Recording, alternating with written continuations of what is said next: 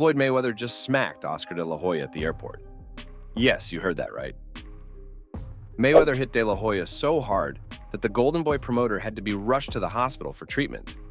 Witnesses said that Mayweather lost control upon learning that Shakur Stevenson will finally be signing a deal with De La Hoya.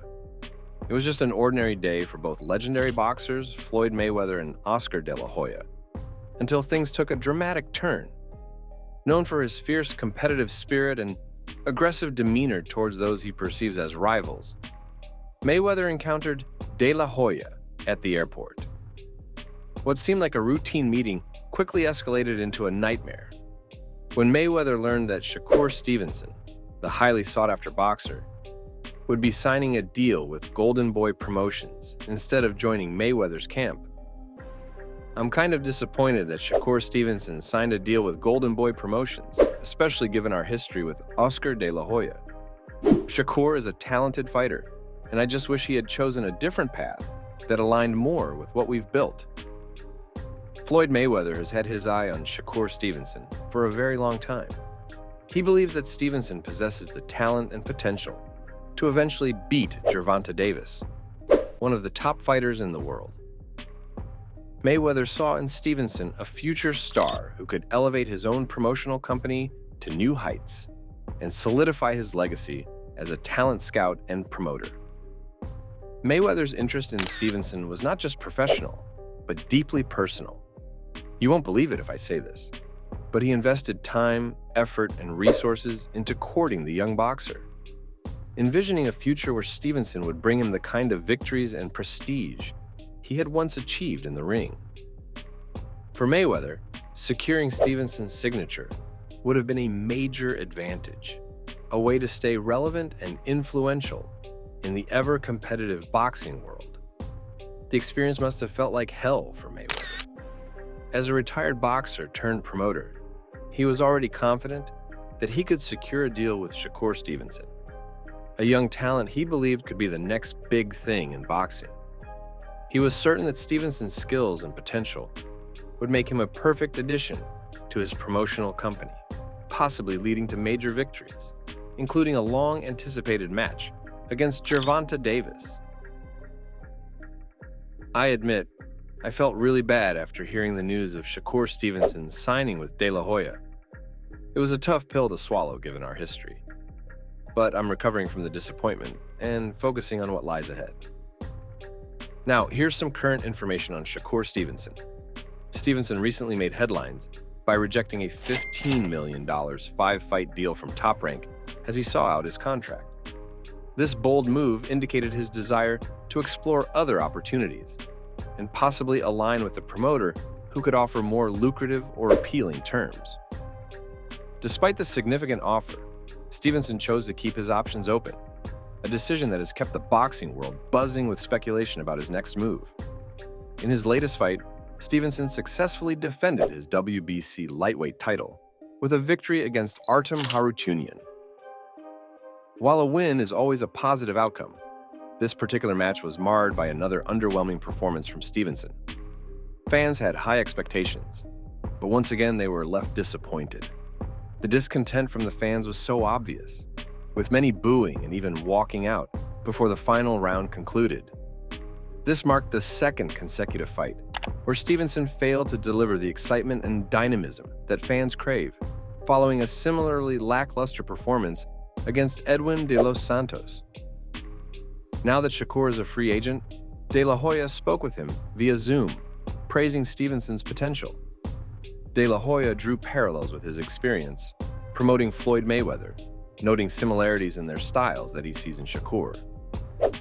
I believe there's absolutely an opportunity to sign Stevenson. It all depends on what I want to offer. It all depends on what fighters we have on our roster. It all depends on their vision. I promoted Mayweather for 16 fights, so there's a blueprint there. Stevenson needs opponents. He needs the right names.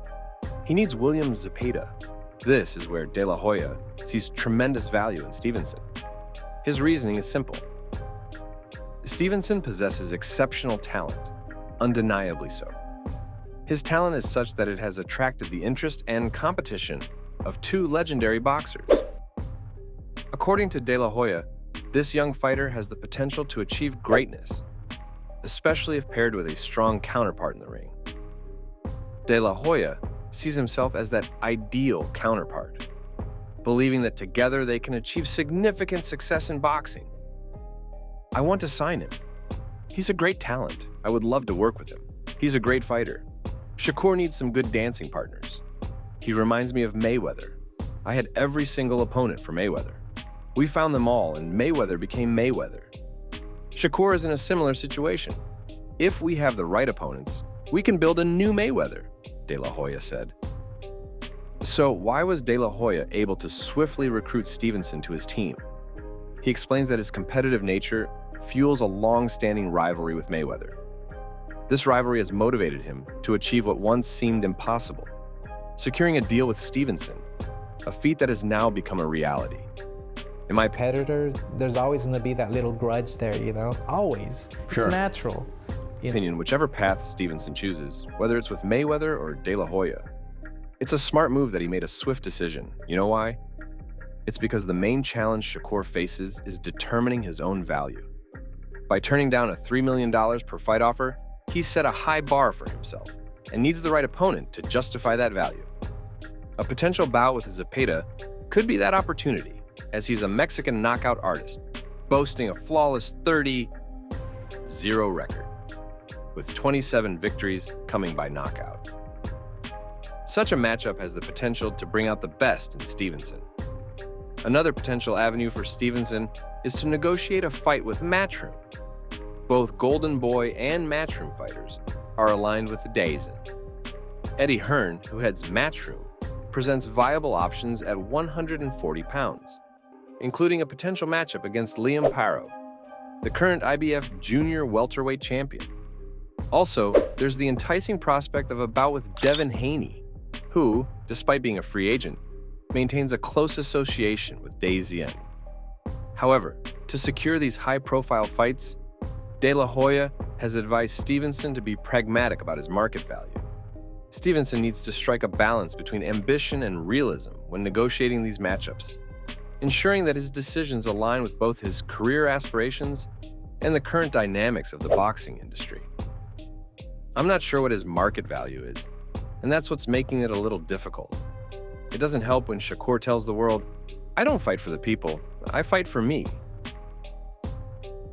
Well, you've got to fight for the fans. The fans pay you, De La Hoya stated.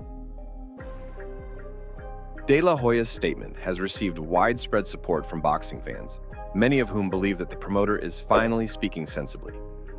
They've come to agree that Stevenson's biggest obstacle lies in his inability to recognize his own worth. They fear that if he continues undervaluing himself, there will come a time when no fighter will be willing to face him. But hey, we can all agree that Stevenson is a phenomenal fighter, right? Mayweather even clashed with De La Hoya over him. So what's your take on this? Do you think it was a wise move for Stevenson to sign with De La Hoya, or should he have chosen Mayweather instead? Share your thoughts in the comments below.